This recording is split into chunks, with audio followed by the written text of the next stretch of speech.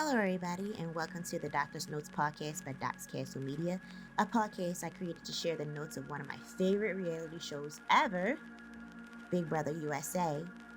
I'm your host, Doc, and I'm here to talk BP perspective from Doc's point of view. So here we go. So let's talk about the veto competition this episode. But first, let's discuss what happened before the veto competition because there was a lot of dialogue that happened in this episode. There were, of course, alliances that are revealed and switched, and we see different positions in the house now. And, there are so many other things that are going on I want to discuss. And obviously, since the last week, when Cam's week was completely canceled, I'm sure everybody wants to hear. So basically, we start off the week with Cam and Red on the block. Red feeling so betrayed by Cam because of what Jared told him in the last episode. Jared basically told Cam, or not Cam, told Red that Cam wanted to put him next to him, or that was the best choice for him to be next to him on the block.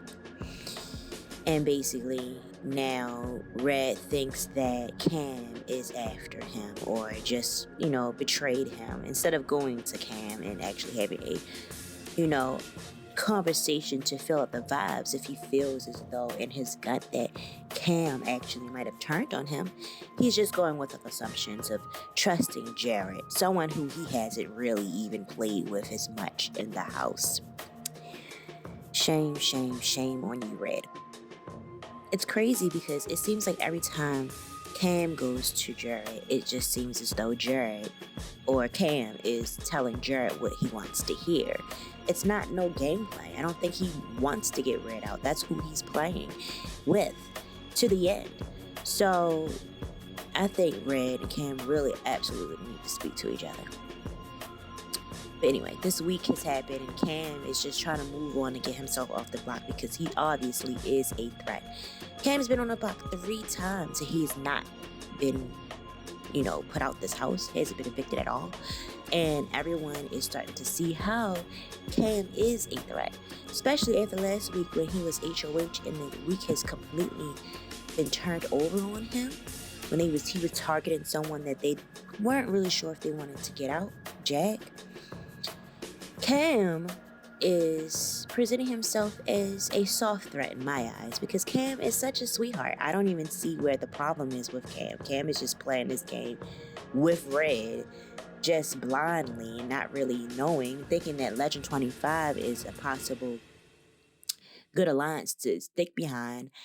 But everybody seems to look at Cam as this villain. Either way, it's them on the block, and Jared, before the veto competition, needs to figure out who to put on the block just in case someone was to come off the block. So Jared's having talk with people throughout the week. He's getting closer to people, and one insignificant person that he is becoming close with that could be important but not important, I guess, when it gets closer to the end of the game. That's why I say insignificant. It's because, I guess he's having this thing with Corey developing.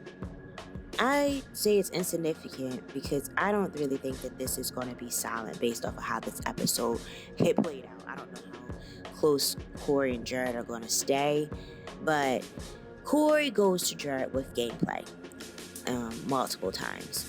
And he's Jared's number 4 after Cherie and Blue. So we know that in Jared's eye, Corey is actually close to Jared. And I think in Corey's eyes, he's like maybe a final 3, not so a final 2. If it wasn't America there, he might be a final 2 in Corey's eyes. But I see as though that Jared is a final 3 for Corey. For Corey, when he's talking to Jared, he wants to convince Jared that he's number 1 over America. And Jared, if he ever watched Big Brother, he should know that anybody that is in a showmance, there isn't really nobody that is going to be number 1 over your showmates. He's even in one. He should know that. The only person that's going to be number 1 over his showmates is his mother. But if his mother was to be knocked out, of course, Blue is the next. So, yeah. So if he is to believe what Corey is saying about trying to be convinced that he's number one over America, he's a fool. Corey definitely trusts America more than Jared, though.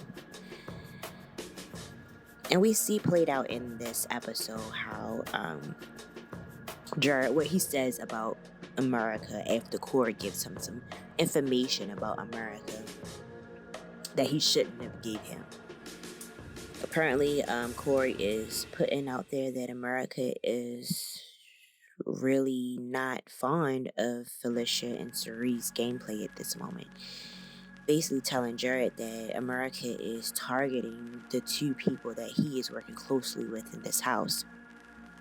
Jared's wheels are spinning in his head, so Jared is starting to think that possibly if they compete in this veto competition that he might need to put America up on the block against Red or anyone who comes down. But I think Corey regrets telling him this information because he's working so strongly with America when he finds out that Jared is starting to think about possibly using her as someone to go after if someone wants to come down. Corey doesn't feel comfortable with that because that's who he's closely working with. Jared starts putting out this idea that America is going to throw the veto competition because he believes that that's what she's been doing in the past competitions. And he specifically brings up the pressure cooker competition because America and Cam made a deal that nobody knows about. Actually, Corey knows about the deal because America told him, but Jared is not sure of what's going on with the deal. And this is giving him some uncertainty. He's feeling very insecure. So he thinks America is throwing competitions ever since then. But America is going at all her competitions at 100%. She wants to win. There isn't a chance that she wouldn't take to win. Because Corey told Jared about Cerie, America going after Cerie and Felicia, I'm assuming that Jared's radar is going haywire because he thinks that it could be a chance that Cam is talking about going after Cerie and Felicia. And that's who he's working with. So anybody that's coming after anybody that he's working with, he gotta put out. That's what he's thinking. But another possibilities that start brewing up throughout the episodes is the fact that an easy person that he can easily put up next to anyone who comes down off of the block after this veto competition could be Jag, because Jag last week obviously was voted 10-0 out of the house, but the power saved him. He's just someone that they can get help because he's been a strong competitor anyway. So this leads me to talking about alliances now. Let's talk about these alliances and who is loyal to what alliance or what alliance is falling off. The Seven Deadly Sins. The Seven Deadly Sins is the alliance that Cerie is in that has Jag and Blue included. I want to name these two people specifically because that's what basically makes this alliance seem to be different than when we talk about Legend 25. Legend 25 has a significance of Cam and Red within that alliance. So which one is leading to be the one that everyone wants to be most loyal to? We find out in this episode because Cerie is the one that makes this decision. These are the alliances that she's basically both a part of. And whatever she does lately in this game, because we're watching the Cerie game, is telling us that whatever she says is going to go. Whatever she does is going to go. So it's looking like before the veto competition, the Legend 25 alliance isn't something that they're going to be loyal to because Cam is on the block and they want to get Cam out. Cam comes off the block, of course, we have a switch of what alliance might be coming to power, because who's going to go on the block after him? So let me talk about the veto competition. The veto competition was from the comic verse this episode. I do not know what the name of the competition was because I just did not get the name of the competition. But the competition is our usual competition where we're stacking little items up in a pyramid. Whoever has the most steady hand and who stacks everything is the winner of the power of veto. In this case, we're using a steady hand to stack 36 barrels without them tumbling over the most steady hand. And we have a few people that are competing. Of course, there's the people that's on the block in the HOH, and then we have 2 other people that compete. In today's competition, we had Felicia, Jared, America, Cam, Red, and Matt that all competed in the competition. Everyone has something to prove. Felicia wants to win the competition, but she wants to keep the nominations the same. We have Jared, who wants to, I don't even know if Jared's really trying to win the competition, but he's trying to win the competition to basically keep the noms the same. Everybody mostly wants to keep the nominations the same except for Cam in this competition because they want to get Cam out. America is gunning hard to prove a point to Jared, and Jared is competing in this competition. She's proving a point to someone that don't even matter. Like, he's not even watching. But she wants to prove that she's not throwing competitions because she doesn't want any targets to be put on her back. And Jared is already having talks, and it's causing her to feel like there's something going on. She even went to Jared about stuff during this episode. But let's go on. Cam is the winner of the veto competition. And of course, Cam is going to take himself off of the block. But when Cam wins this competition, there are crickets in the house because this man seems to just be unstoppable. No matter how many times he's put on the block, he gets an opportunity to come off. That's why they need to, if they're trying to get Cam out, they need to blindside him because he is a strong competitor. Once you put that fire in him, he's going to try to win. And that's what's been going on. He's been winning and trying to get himself off. Or there's been someone that's been stronger that they've wanted out more than him. So he's just knocking everybody out, and he's winding up seeming to be strong here. So there's crickets. Everybody just doesn't want him to basically be there. No one's happy about him winning. And now Jared's faced with the decision of figuring out who he needs to put on the block next to Red, because I don't think that anybody was having Red as the target. Red is cool. They're still cool with him. They like Red when it comes out of the 2 of them when it comes to this Legend 25 alliance. But after the win, we also see Cam and Red. Their dynamic is changing. Now that Cam and Red are at an outs right now, they had a breakup. I think the breakup happened before the veto competition though, but I don't know. They broke up, and Cam is not clear why this is even happening because Red still has not come to him and spoke to him about what's going on, which I feel like Red should just easily do. But he hasn't gone to Cam and had any conversation. So this breakup is literally one-sided. Cam doesn't want to break up, I'm sure. But Red, he gotta let it go because he feels that he's been betrayed because he's just feeding into what Jared had told him. Which Jared ultimately just lied. He just ultimately just lied. But Cam and Red's relationship seems to be broken up. If Red continues to stay in this house, do I think that they could rekindle their relationship? I honestly think they could. I think that if Cam realized that Jared had stepped in and kind of messed that up, if Red comes clean and talked to him at some point, they could rekindle their bromance. They seem to be genuinely friends, so I think they could overcome this rift if Red stays in the house. But Cam comes off, and then there's our talks about who to put on the block. The first person that we see in the episode to kind of put out a suggestion out there was Felicia. Felicia puts out America as a suggestion for who should be put on as a pawn against Red.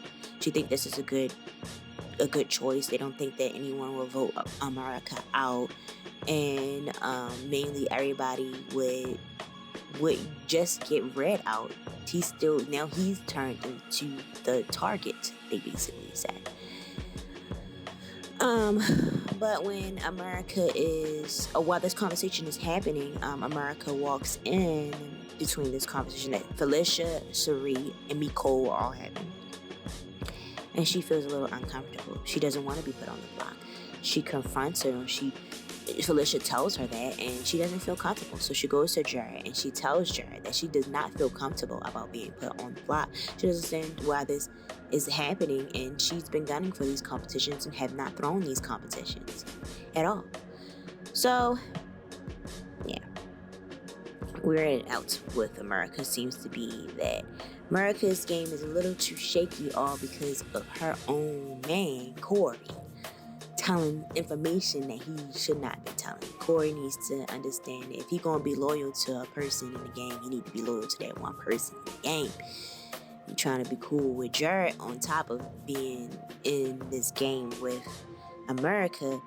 He's slipping up. And America is looking like it's getting a little rocky for her because people realize that America really can play.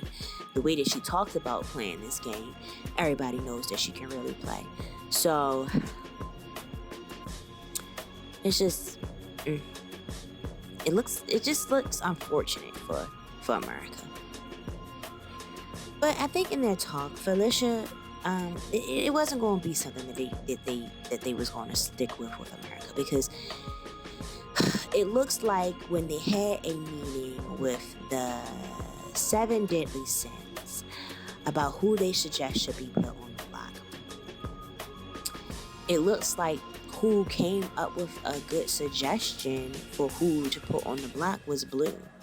Blue put her own suggestion for her own best friend as a suggestion, as a pawn to be put on the block. Now Jag is again someone that is being put on the block to leave the house because Blue, in a meeting with the 7 deadly sins, thought that it was just smart to have this happen.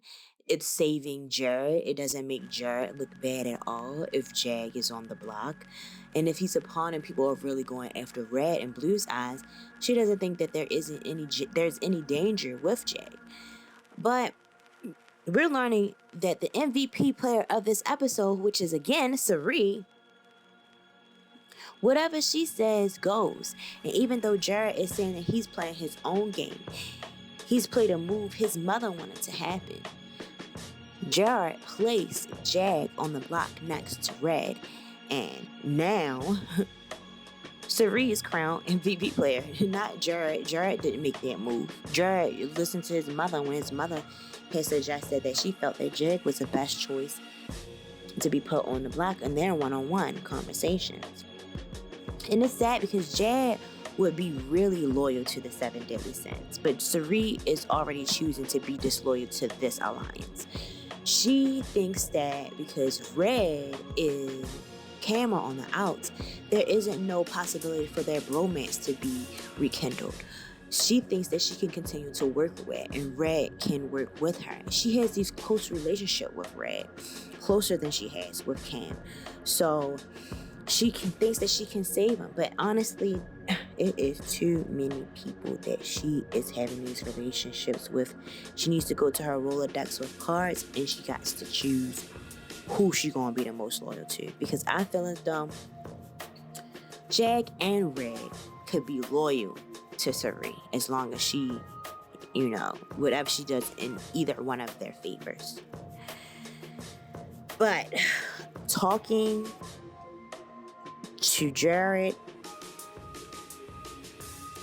it's looking like if Jag leaves the house, it's just Sari is saying that she's cleaning up her son's mess.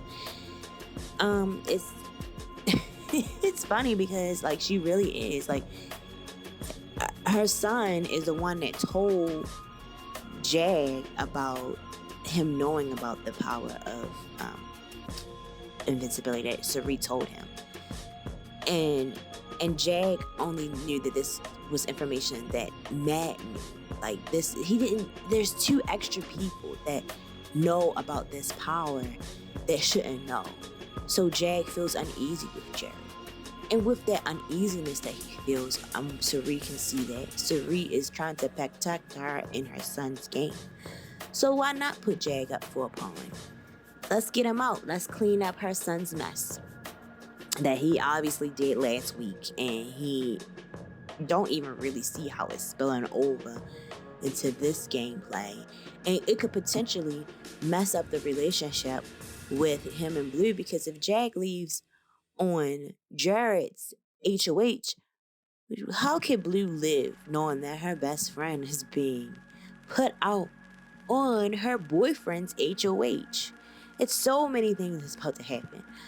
So it's interesting to see what is going to happen on the live eviction episode. Are we going to vote unanimously like we always do? Is everybody going to do a 10-0 vote when it comes to Jag again? Or are we going to try to tip it and see if we get Red out? And are we truly being loyal to Legend 25 now that Cam isn't on the block?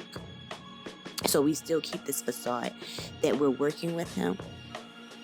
Or do we become loyal to 7 Deadly Sins? It all depends on Sari and who she thinks should be out of the house between Jag and Red. And I think that she wants Red to stay. But obviously she needs to pay attention to that because Cam is still there. She's dumb to think that she needs to keep Red to stay. Honestly, she's dumb.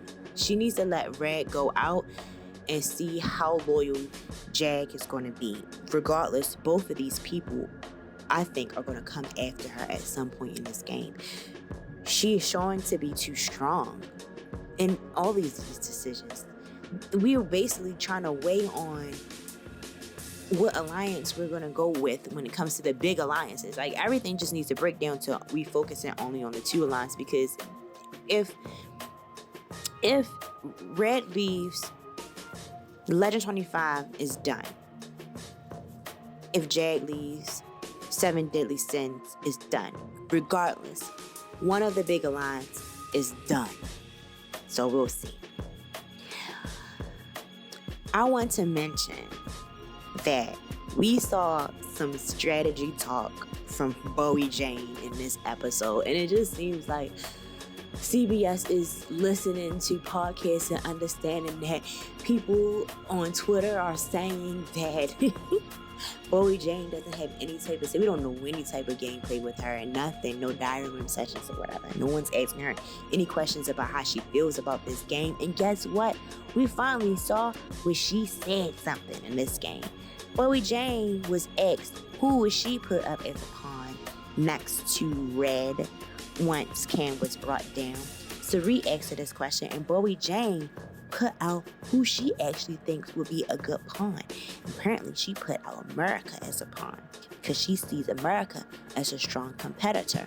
So, does Bowie Jane look at America as a threat when it comes to this game in this house? This is the only insight that we actually get throughout this entire season so far about what Bowie Jane thinks about anyone in this game.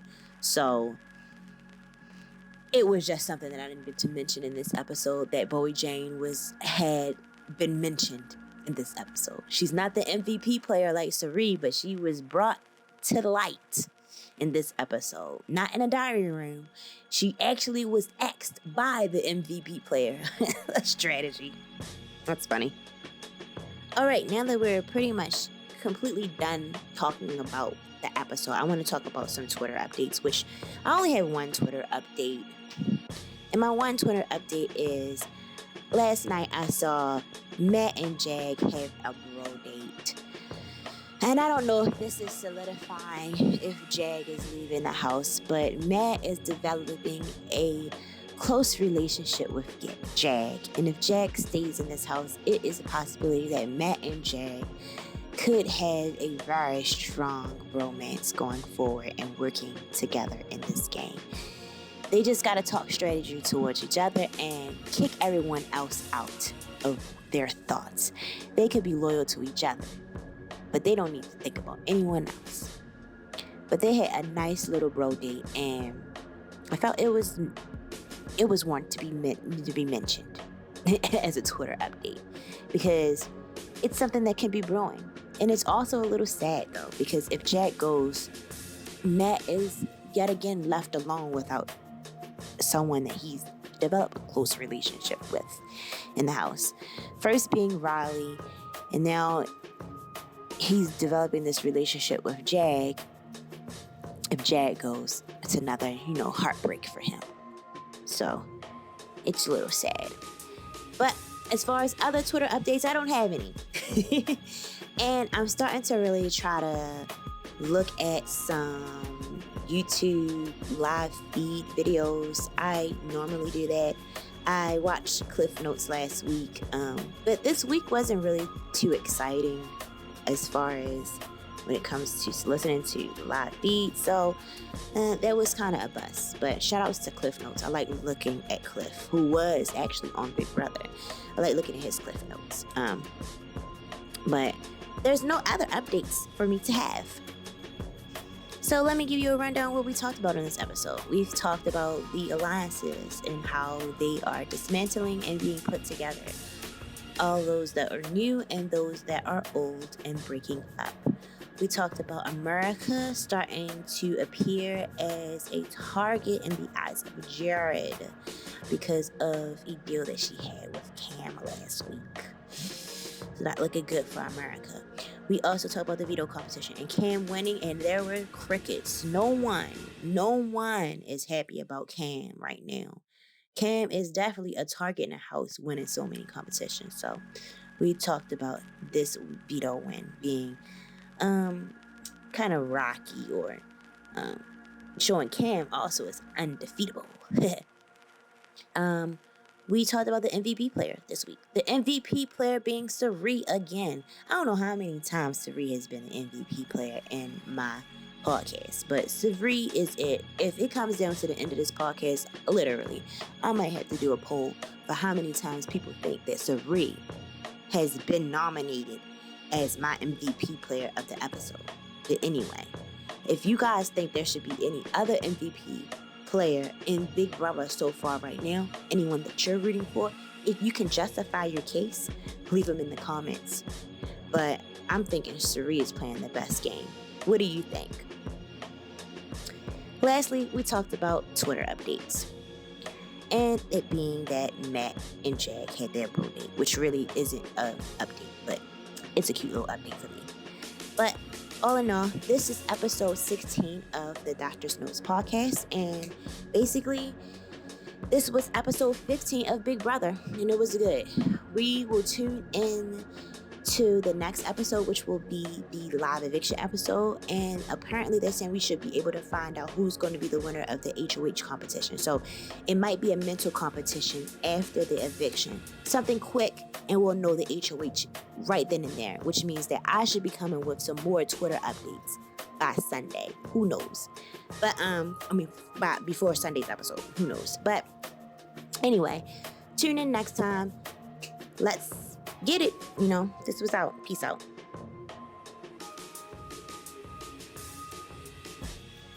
Thank you so much for tuning in to the Doctor's Notes podcast. I hope you enjoyed today's episode, and if you found value in what you heard today, don't forget to subscribe to our podcast and leave us a review on your favorite podcast platform. For more updates and Doc's Castle content, follow me on my social media. You can find me on Twitter, Instagram, and Facebook at Doc's Castle. If you have any questions, suggestions, or topics that you'd like to cover in future episodes, feel free to reach out to me via email at docscastlemediainfo@gmail.com. Remember, your support means the world to me, and I'm grateful to have you as a listener. But until next time, peace out.